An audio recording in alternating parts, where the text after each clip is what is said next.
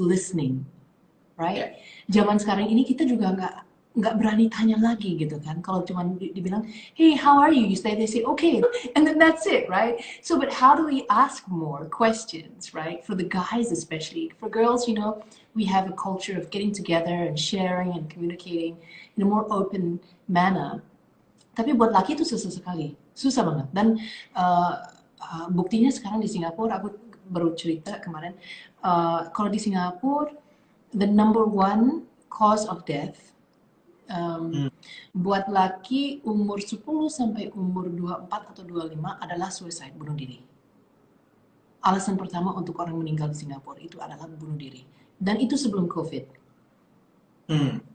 Itu sebelum COVID. Jadi laki, we need to find those tools of communication, and you know, well, if you can lead the way in this space by encouraging your inner circle, your outer circle, and then the wider audience to be able to be aware and have the tools of listening, have the tools of being a good friend. Yeah, it's not just about ourselves sometimes. It's bagaimana caranya kita bisa jadi teman yang baik buat teman kita. Nah, salah satu itu yang tadi kamu bilang, yang orang yang cuma bisa dengar aja. Ya kan? Ya, setuju sih. Aku di satu sisi aku merasa beruntung, because I grew up, aku tumbuh bersama orang tua yang mereka selalu membiarkan aku cerita gitu. Jadi dari dulu, terutama memang sama mama sih, sama bunda gitu. Dulu ya gitu, kayak I you tell my mom everything, beneran semua. That's awesome. Beneran kayak when I had a crush, my first crush ever pas lagi SD, or when I got bullied, when I semua bener-bener kayak things, misalnya kayak even words that I'm not meant to say, aku kayak tanya ini sebenarnya apa sih, kayak ini boleh nggak sih disebut, those kind of conversation itu tuh selalu antara aku tua, dan itu menurutku juga itu membentuk siapa diriku hari ini gitu, dan bagaimana aku berinteraksi dengan sekitar, dengan orang-orang terdekatku, dan bagaimana aku berinteraksi dengan diriku. Dan menurutku satu yang aku pelajarin sampai hari ini adalah bagaimana caranya untuk bisa menjadi jujur sama diri sendiri sih. Ternyata itu it takes skills and courage to be honest with yourself.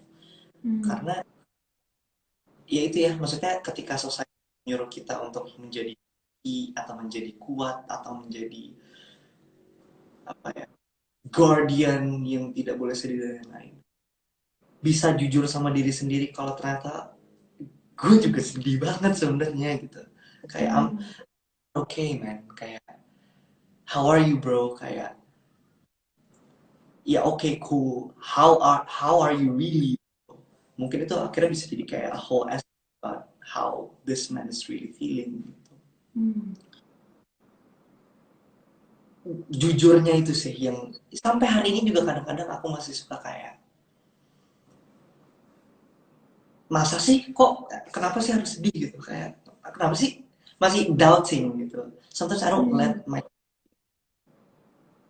which is bad, I know, nggak bagus, tapi itu yang pelan-pelan aku coba latih sih, karena begitu aku bisa jujur sama diri aku sendiri, aku juga jadi bisa lebih open sama orang-orang yang ada di sekitarku gitu, dan bisa itu yang tadi sempat sebut, jadi agents of change untuk inner circle, untuk outer circle. But I think to kick off, to start the revolution, itu harus dimulai dari Yeah, ya 100%.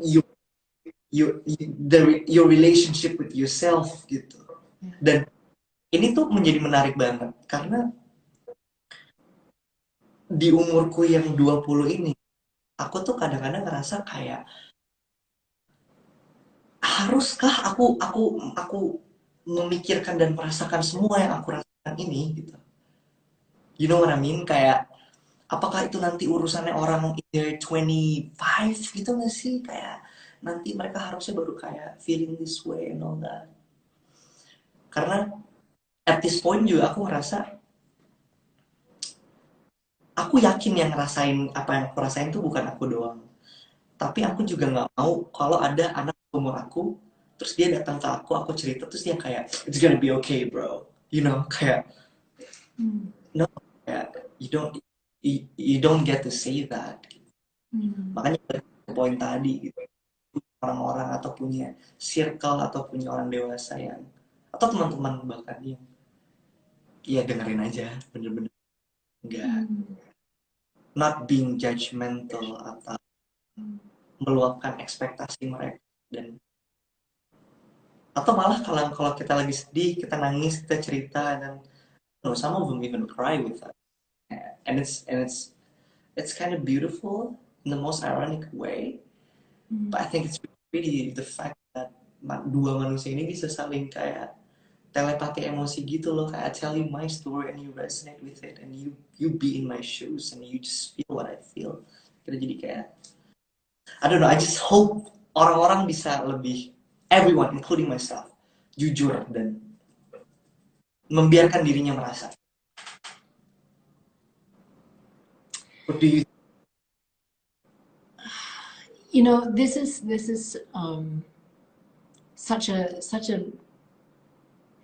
beautiful aspiration, aspirasi yang sangat-sangat special, right? It's beautiful because if we can all feel, right, not only for ourselves, we can feel for others, and that is the empathy, right? And sebetulnya banyak orang tidak mau feel karena terlalu sakit. Jadi harus sembuhin diri sendiri dulu, with the tools, right, of well-being, sebelum kita bisa start to care about you know, ourselves, our world, our family, you know. Apalagi kan aku dari dulu kan di conservation and sustainability. Dari tahun 96 aku udah mulai bicara mengenai conservation. Dan sekitar 10 tahun lalu, aku lagi pikir, 10 atau 15 tahun lalu, aku pikir, what is the behavioral change science? Apa sih? What is the psychology? Supaya orang bisa pindah dari nggak care sama sekali sampai care. Gitu kan. Pindah dari apathy ke empathy gitu kan. What is the key? Apa sih kuncinya gitu kan?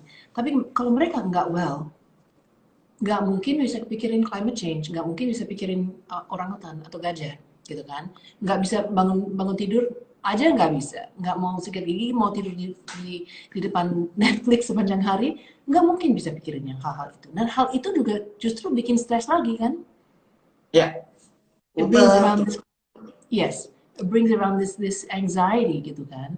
Jadi to get people to care, we have to give them the tools to understand how to deal with emosi yang akan masuk, stimulasi yang akan masuk dari luar, stres dan depresi, anxiety itu kan. Jadi makanya it's nggak segampang bilang I want everyone to feel,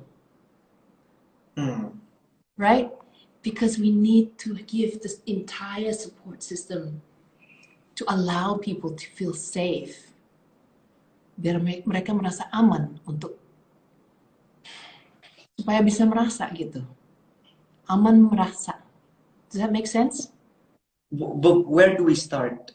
You think kayak bagaimana at the younger generations? I guess I'm talking for my generation.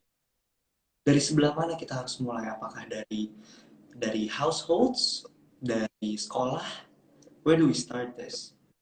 Well, I mean, I for sure I know at schools, right? And that's why the Contentment Foundation is something that I'm so passionate about, and that's what we're doing. That's why we're here, right? Is having these conversations around this, karena sebetulnya anak-anak kan kalau di rumah mereka sebetulnya nggak, I would say at least 50% mereka nggak belajar yang tidak begitu banyak sih.